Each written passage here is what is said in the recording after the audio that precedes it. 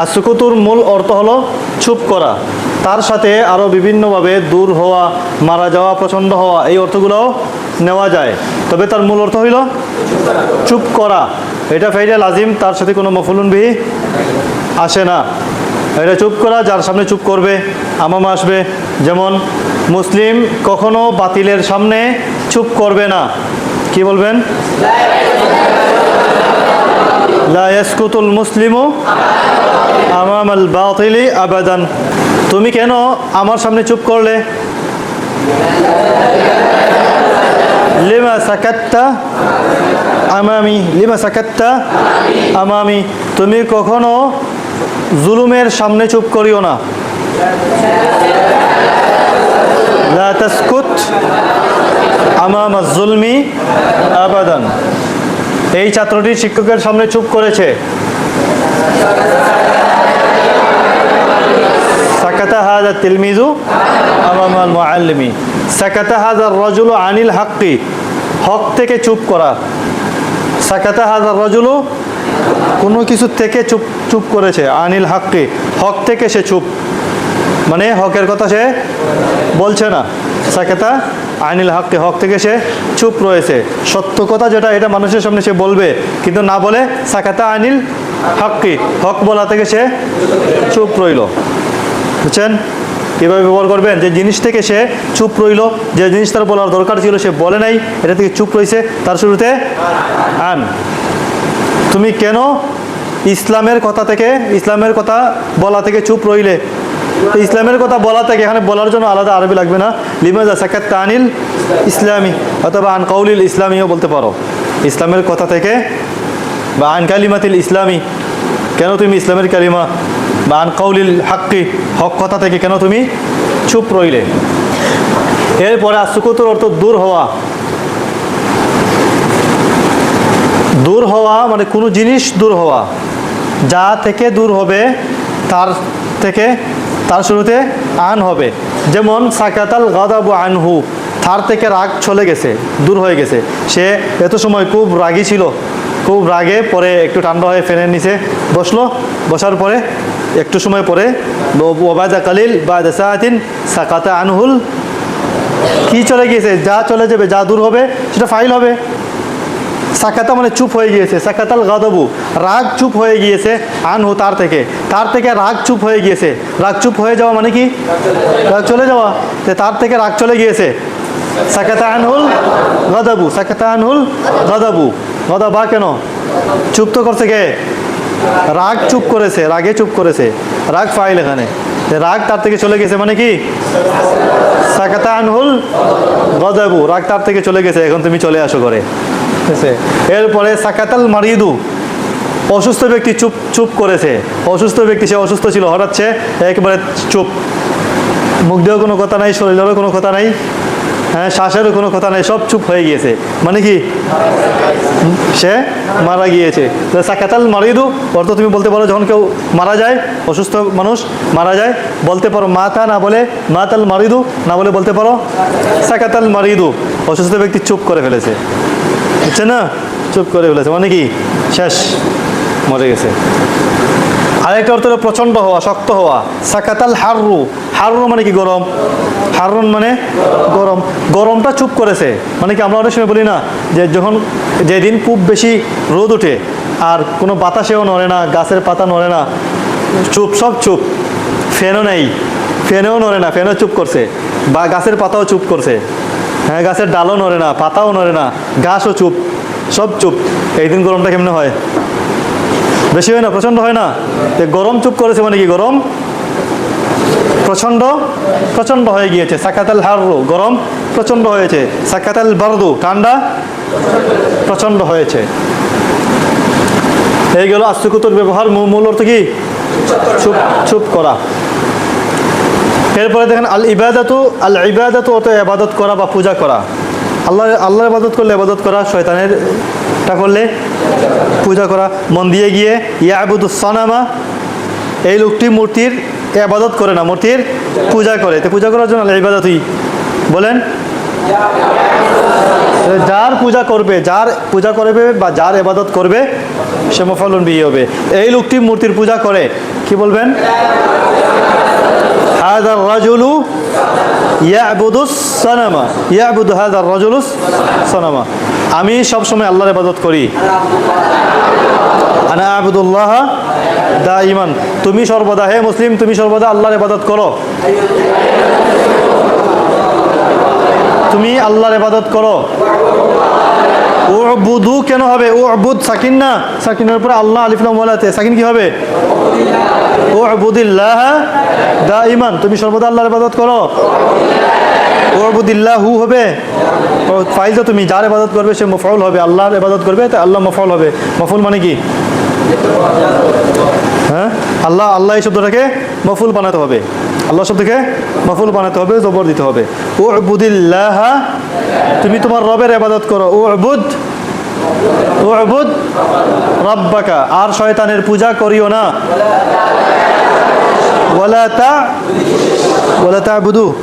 ওয়ালা তা'বুদিশ শাইতানা, আর শয়তানের পূজা করিও না। বুঝলেন? ইবাদত করা, পূজা করা, যার ইবাদত করবে, যার পূজা করবে মাফউলুন বিহি।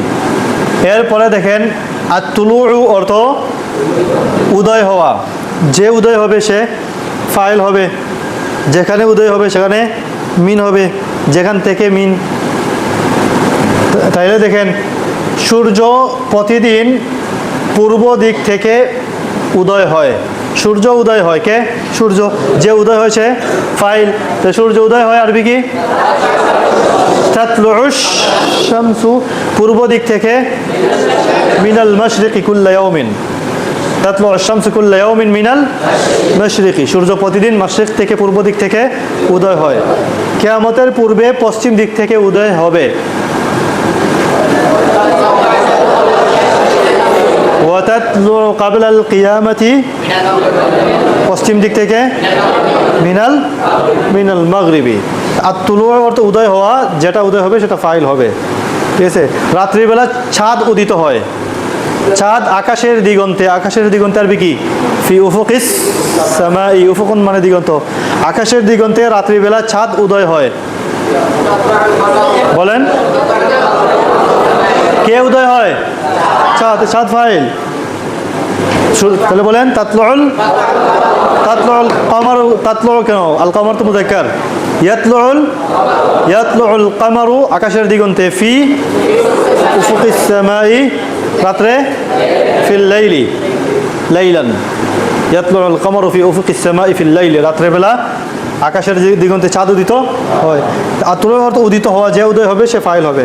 আর তুলোর আরেক অর্থ হলো আশা, যার কাছে যে আসবে সে ফাইল, যার কাছে আসবে আলা, তলা আল বদরু আলাইনা, বাদর মানে রাসূল সাল্লাল্লাহু আলাইহি ওয়াসাল্লাম, আসমানের চাঁদ, তিনি তলা আলাইনা, আমাদের কাছে আসলেন। তলা আলা, আলা সিলা দিয়া, যার কাছে আসবে তার শুরুতে আলা, তলা আলাইনা অর্থ কি? সে আমাদের কাছে আসলো, একজন মহান লোক আসলেন। আসার জন্য আলাদা মাসদার আছে, আমরা তলা দিয়ে বলবো। একজন মহান লোক আমাদের কাছে আসলেন, তলা আলাইনা, অথবা তলা রাজুলুন আজিমুন আলাইনা, তলা রাজুলুন আজিমুন আলাইনা। এগুলো আত-তুলুর ব্যবহার। এরপরে দেখেন আল গুরুবুর ব্যবহার। আল গুরুব অর্থ অস্ত যাওয়া, যে অস্ত যাবে সে ফাইল। সূর্য প্রতিদিন বিকালবেলা পশ্চিম দিকে, পশ্চিম দিকে আরবি কি? ইলাল মাগরিবি, বিকালবেলা মাসান, সূর্য প্রতিদিন বিকালবেলা পশ্চিম দিকে অস্ত যায়। ইয়াগরুবু না তাগরুবু বলবেন? হ্যাঁ, এটা তাগরুবু ইয়াগরুবু দুটোটাই বলা যায়।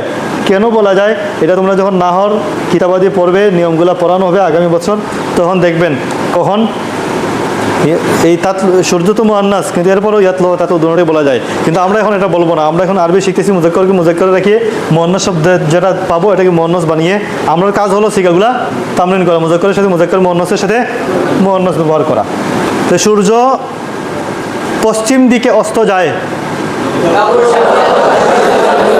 তাগরুবু শামসু ইলাল মাগরিবি মাসাআন, তাগরুবু শামসু ইলাল মাগরিবি মাসাআন। আবার বলেন তোমার জীবন একদিন নিভে যাবে মানে অস্ত হয়ে যাবে, অস্তমিত হয়ে যাবে। তোমার জীবন ফাইল কে কে কে ডুববে? আল গুরুব অর্থ অস্তমিত হওয়া, ডুবা, অস্ত যাওয়া, ডুবে যাওয়া। একদিন তোমার জীবন ডুবে যাবে। তাগরুবু হায়াতুকা ইয়াউমান তাগরুবু হায়াতুকা ওয়া তাদখুলুল কবরা। হ্যাঁ, একদিন তোমার জীবন অস্ত যাবে, তোমার বিকাল চলে আসবে এবং কবরে চলে যাবে। আল গরুব অস্ত যাওয়া, যে অস্ত যাবে সে ফাইল। আল গরুবুর আরেক অর্থ হলো দূর হওয়া, যে দূর হবে সে ফাইল, যার থেকে দূর হবে। আন লিমা গারাবতা আন্না, লিমা গারাবতা গারাবা ইয়াগরবু, লিমা গারাবতা আন্না, কেন তুমি আমাদের থেকে দূরে চলে গেলে, আমাদের থেকে লুকিয়ে গেলে, আমাদের থেকে দূরে চলে গেলে। আর আমাদের থেকে দূরে চলে যেও না। আমি তোমাদের থেকে কখনো দূরে যাইনি। মা গারাবতু আনকুম কাত্তু, তোমাদের থেকে কখনো দূরে যাইনি। দূরে যাওয়ার মাসদার আছে আল ইবতিআদ, মাবতাআতু আনকুম, আসবে সামনে। আমরা এখন আল গরুব দিয়ে আন দিয়া দূর হওয়ার অর্থ হয়, কিন্তু আল গরুবুর মূল অর্থ কোনটা? অস্ত যাওয়া। এটা দিয়ে তামিল করবেন বেশি, এটা তো শুধুমাত্র জেহেনে রাখলেন। এরপরে দেখেন আদ-দুখুলু, এটা গুরুত্বপূর্ণ একটা ব্যবহার। এটা অনেক সময় আমরা উল্টাপাল্টা করো। আদ-দুখুলু অর্থ প্রবেশ করা। যেখানে প্রবেশ করবে, এই জায়গার মধ্যে যেখানে প্রবেশ করবে, এটা দুই ধরনের হইতে পারে। যে জায়গার মধ্যে আমি প্রবেশ করব, এটা দেখা যায়, ধরা যায়, ছোঁয়া যায়, এটা একটা পরিমাণ আছে, আয়তন আছে, এরকম যদি হয় তাহলে সেটা মাফউলুন বিহি হবে। যেমন আমি মসজিদে প্রবেশ করব, মসজিদ দেখা যায়, ধরা যায়, একটা আয়তন আছে। সে এই বাগানে প্রবেশ করবে না, এই বাগান দেখা যায়, এটা ধরা যায়, এটা ছোঁয়া যায়, এটার একটা আয়তন আছে। মুসলমান জান্নাতে প্রবেশ করবে, জান্নাত দেখা যায়, জান্নাত ধরা যাবে, ছোঁয়া যাবে, জান্নাতের একটা আয়তন আছে। যে জায়গা দেখা যায়, ধরা যায়, ছোঁয়া যায়, অনুভব করা যায়, যেটার একটা আয়তন আছে, এরকম কোনো জিনিসে যদি তুমি প্রবেশ করো তাহলে সেটা মাফউলুন বিহি হবে। যেমন আমি এই কামরায় প্রবেশ করেছি, দেখালতু হাদিহিল গুরফাতা, ছাত্রটি মসজিদে প্রবেশ করেছে নামাজের জন্য।